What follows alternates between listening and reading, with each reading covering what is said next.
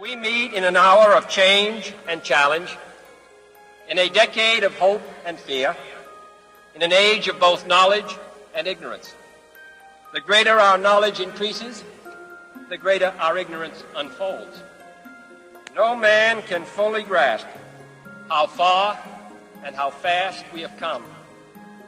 But condense, if you will, the 50,000 years of man's recorded history in a time span of but a half a century.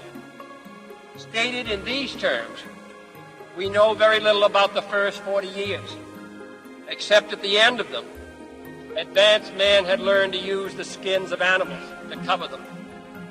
Then about 10 years ago, under this standard, man emerged from his caves to construct other kinds of shelter. Only 5 years ago, man learned to write and use a cart with wheels. Christianity began less than 2 years ago. The printing press came this year. And then less than 2 months ago, during this whole 50-year span of human history, the steam engine provided a new source of power.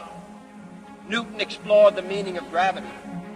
Last month, electric lights and telephones and automobiles and airplanes became available.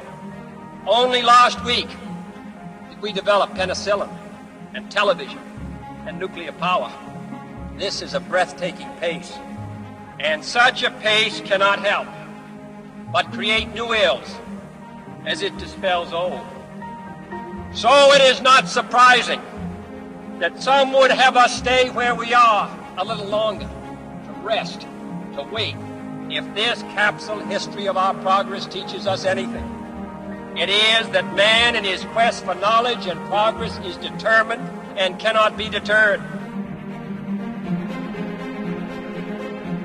We shall send to the moon, 240,000 miles away, a giant rocket more than 300 feet tall on an untried mission to an unknown celestial body, and then return it safely to Earth. But why, some say, the moon? Why choose this as our goal?